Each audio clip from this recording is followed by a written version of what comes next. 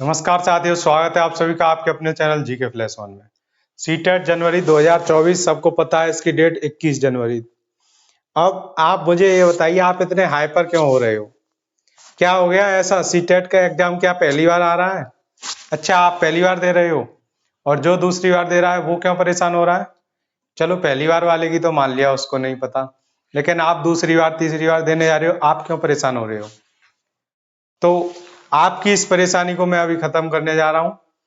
ये 3 बातें मैं आपको ऐसी बताऊंगा जिससे ये आप अगर ये 5 दिन में कर लेते हो, जो ये आखिरी 5 दिन है, आज 16 जनवरी है, कल 17, 18, ऐसे करके आपके पास 20 जनवरी तक पूरे 5 दिन है। 21 जनवरी को आपको अपना एग्जाम देना है, लेकिन आप इतने हाइपर हो रहे हो, इतने प्रेशर ले रहे हो माइंड पर, इसी वजह से आपका सीटेट 1-2 नंबर से रह जाता है, या फिर आप जितने नंबर चाहते हो उतने नहीं ला पाते हो।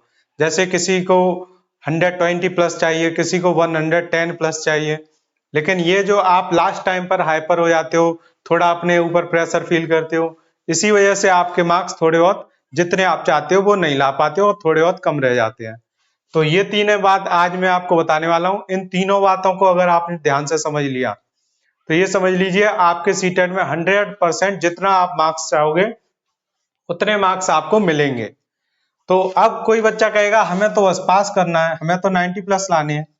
तो अगर आपको पास करना है तो आपको पास हो जाएगा, लेकिन अगर किसी ने सोचा है मेरे पास 120 प्लस मार्क्स का रिजल्ट होना चाहिए, इससे पहले उसके जो आए थे वो 100 प्लस हों, अगर कोई बच्चा ऐसा चाह रहा है तो उसको भी सेम यही 3 बातें फॉलो करनी पड़ेंगी जो ये 90 वाला करेगा। बातें मैं 3 बताऊंगा, लेकिन करते आप उसको कैसे हो वो आपके ऊपर डिपेंड करेगा, उसी से आपके मार्क्स बनने वाले हैं। तो ये 3 बातें मैं आपको अपने एक्सपीरियंस से बताने वाला हूं। आप सबने मेरा रिजल्ट देखा ही है, तो ज्यादा टाइम ना वेस्ट करते हुए हम सीधे आपको बताते हैं, जिससे आपको इन आखिरी 5 दिनों में सीटेट में जितने आप चाह रहे हो उतने मार्क्स मिले। तो सबसे पहली बात, अभी तक आपने जितना पढ़ा है, जितना भी अभी तक आपने कॉन्सेप्ट क्लियर किया है, जितने भी टॉपिक पढ़े हैं, उन सब का रिवीजन स्टार्ट कर दो। और उसके साथ साथ आपको क्या करना है, डेली एक प्रीवियस ईयर पेपर से मॉक टेस्ट देना है। मॉक टेस्ट क्या हो गया कि आपको प्रीवियस ईयर के क्वेश्चन सॉल्व करने हैं, फिर आपको खुद चेक करना है कि आपके कितने मार्क्स बने, जिसको आप टेक्स्ट बुक पर भी दे सकते हो, ऑफलाइन भी दे सकते हो, काफी बुक आती हैं और सिर्फ प्रीवियस ईयर पेपर की पीडीएफ मिल जाती है। तो आप उससे प्रैक्टिस कीजिए, डेली एक पेपर सॉल्व कीजिए जैसे कि आप एग्जाम हॉल में बैठे हो, और फिर उसको सॉल्व करने के बाद उसका पूरा आंसर सॉल्यूशन, हर एक आंसर, हर एक क्वेश्चन का पढ़िए ध्यान से। तो पहली बात क्या होगी, आपको प्रीवियस ईयर जो पेपर है, एक तो ये अभी अगस्त 2023 में हुआ है, उसको आपको करना है। सबसे पहले प्रीवियस ईयर से प्रैक्टिस करनी है आपको। ये जिसने कर ली इन 5 दिनों में 5 बार, समझ लो वो जितने चाह रहा है उसको उतने मिलेंगे। अभी ये बता देगा आपको आपके कितने मार्क्स आ रहे हैं, और उसी के अकॉर्डिंग आपकी वीकनेस भी बताएगा ये कि आपको कौन सा कॉन्सेप्ट क्लियर नहीं है अभी तक। प्याजे क्लियर नहीं है, कोलवर क्लियर नहीं है, ईवीएस में कौन सा चैप्टर क्लियर नहीं है। ईवीएस में आपको 3, 4, 5 की एनसीईआरटी पढ़नी थी, आपने पढ़ी या नहीं पढ़ी, वो उसके ऊपर आपको पता पड़ेगा कि मेरे क्या छूट रहा है। अब मैं आपको ये तो बता दी पहली चीज कि आपको प्रीवियस ईयर से प्रैक्टिस करनी है, और साथ के साथ अपने जितने भी टॉपिक आपने अभी तक पढ़े हैं उनका रिवीजन करना है। अब मैं आपको बताने वाला हूं ये दूसरी बात। एक बात इतनी इंपॉर्टेंट है जितनी इंपॉर्टेंट आपका सीटेट, ये समझ लीजिए ये 3 पॉइंट नहीं है, ये आपके 50-50 नंबर हैं। 50 नंबर इससे, 50 नंबर इससे, और 50 नंबर इससे, कितने हो गए? 150 नंबर हो गए। 150 में से 150 नंबर आएंगे आपके, अगर आपने इन तीनों बातों को 100% समझ लिया अच्छे से। तो दूसरी बात आपको क्या करनी है, ये मोस्ट इंपॉर्टेंट बात है, इसको आपको बिल्कुल ध्यान में रखना है।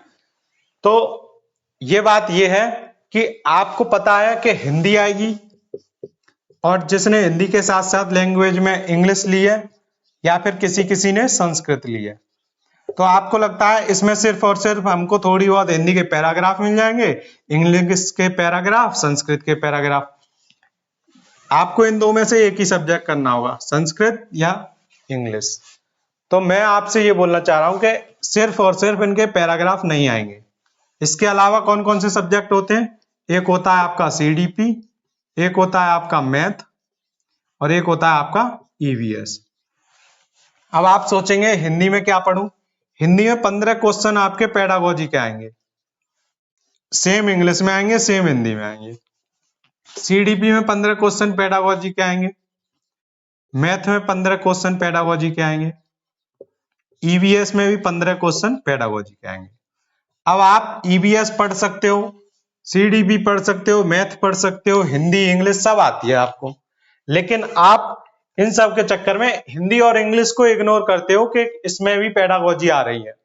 अगर आप इनके ये 15 क्वेश्चन अच्छे से पढ़ते हो, जो आपको हर बार नए तरीके के मिलेंगे, उसमें इस बार NCF 2022 को भी इंक्लूड किया गया है और जो आपकी NEP आई है 2020 उसको भी इंक्लूड किया जाएगा। उसके अकॉर्डिंग ये 15 क्वेश्चन पेडागोजी के बनने वाले हैं। तो इंग्लिश और हिंदी इन दोनों को आप ज्यादा से ज्यादा 2023 से और 2020 जो 21 में हुआ था ऑनलाइन पेपर, उनसे समझने की कोशिश कीजिए और इनके पेडागोजी के हर एक पेपर के क्वेश्चन पढ़िए 15-15 जरूर।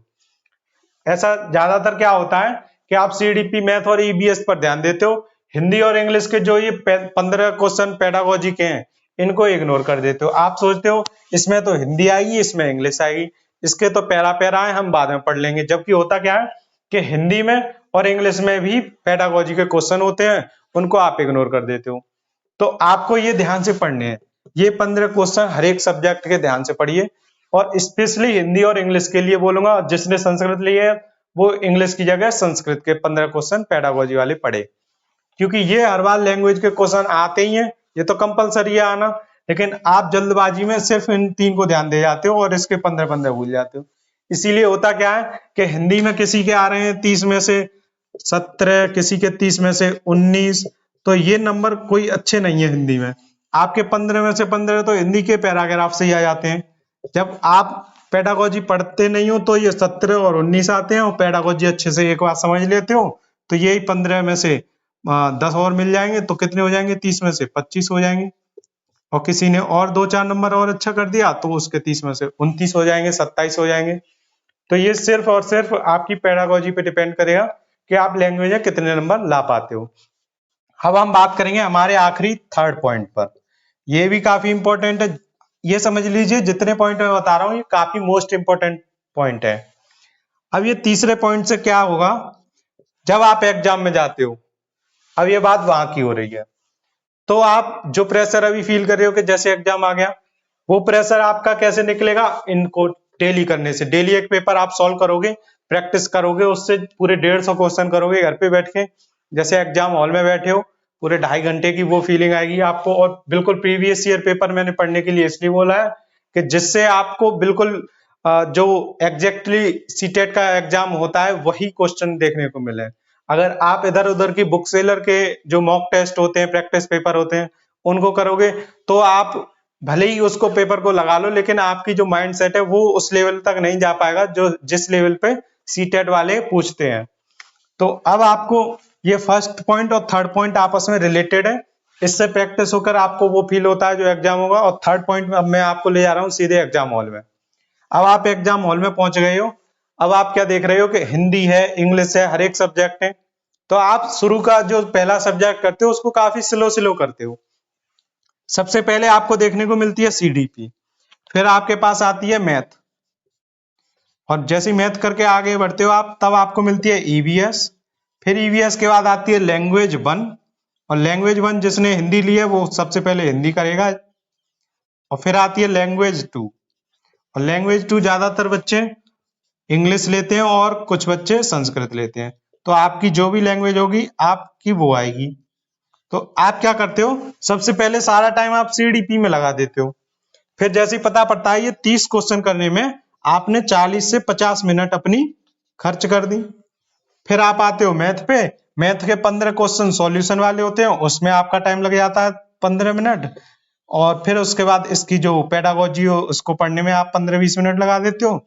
आधा घंटा ये हो गया, कितनी मिनट हो गई? 50, 30, 80 मिनट, यानी कि 1 घंटा 20 मिनट आपकी खर्च हो गई। अब 1 घंटा 20 मिनट खर्च हो गई, अब बची कितनी है आपके पास? 1.5 घंटा बचा पूरा, 10 मिनट और 1 घंटा, 1 घंटा 10 मिनट बची। तो अब आप क्या करोगे, 1 घंटे 10 मिनट में ये 3 सब्जेक्ट आपको करने हैं। जैसे ही आप ईवीएस करते हो 30 मिनट और खर्च हो जाती है, तो 1 घंटा 50 मिनट हो गई। अब आपके पास कितनी बची, 40 मिनट। अब 40 मिनट में आपको करने कितने क्वेश्चन है, 60 क्वेश्चन। तभी आपके ऊपर क्या आ जाता है, प्रेशर आ जाता है। फिर प्रेशर में आप क्या करते हो, आप ना हिंदी की पेडागोजी समझ पाते हो ना इंग्लिश की, पैरा पैरा सॉल्व कर पाते हो। फिर पेडागोजी में थोड़ा माइंड लगाना पड़ता है, सोचना पड़ता है, उसके लिए टाइम देना पड़ता है, वो आप पे फिर हो नहीं पाता है ऑपलेस होके। तो आपको शुरू से ना तो प्रेशर लेना है और ना ही ऑपलेस होना है, बस अपनी थोड़ी स्पीड मेंटेन करके चलना है कि आप ये 30 क्वेश्चन ज्यादा से ज्यादा 20 या 15 मिनट में कर लो। 15 से 20 मिनट में इन 30 क्वेश्चन को आपको करने हैं। फिर उसी तरह से आपको ये मैथ के 15 क्वेश्चन में भले ही आप 20 मिनट दे दो, लेकिन पेडागोजी के क्वेश्चन आपको 10 मिनट के अंदर करने हैं। 30 मिनट में आपकी ये मैथ हो गई। तो 30 और 15 या 30 और 20 कितनी हो गई, 50 मिनट हो गई आपकी। कितनी बची, 100 मिनट बची। अब आपको 100 मिनट में ये 90 क्वेश्चन करने हैं, आराम से आप कर लोगे। 30 ये ईवीएस के आपको 20 मिनट में कर लोगे, और ये बची आपके पास लैंग्वेज 1 और लैंग्वेज 2 हिंदी इंग्लिश। कितने क्वेश्चन बचे इनके, 60 क्वेश्चन, और वो भी 80 मिनट में। आराम से आप पेडागोजी समझोगे और अच्छे से कर पाओगे। लेकिन ये सब कब होगा, जब आप अपनी स्पीड बनाकर रखोगे।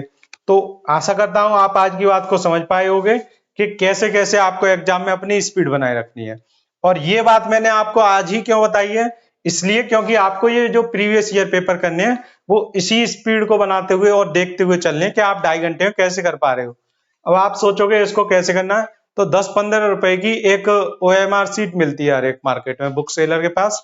तो OMR सीट के उसमें काफी पेज होते हैं, तो आपको गोले भरने हैं साथ के साथ आंसर के, जिससे आपको पता पड़ पाए आप ये 150 क्वेश्चन कितने टाइम में कर पा रहे हो।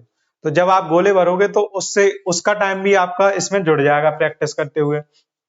तो आप इस पैटर्न से करके देखना है इन 5 दिनों में कि आपकी स्पीड कैसी आ रही है। और एक बार आप यहाँ पर अगर टाइम मैनेज अच्छे से कर लेते हो तो वहां भी कर लोगे।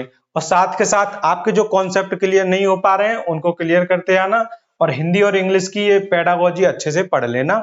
इन तीनों को तो आप काफी ध्यान देते ही हो, उसके साथ साथ इन लैंग्वेज को भी थोड़ा टाइम दे दो, जिससे आपके मार्क्स अच्छे बन पाए जितने आपके हमेशा बनने चाहिए। जबकि आप लास्ट में जो लापरवाही कर देते हो उसकी वजह से थोड़े और कम रह जाते हैं। तो मिलते हैं आपसे जल्दी नेक्स्ट वीडियो में, तब तक के लिए धन्यवाद।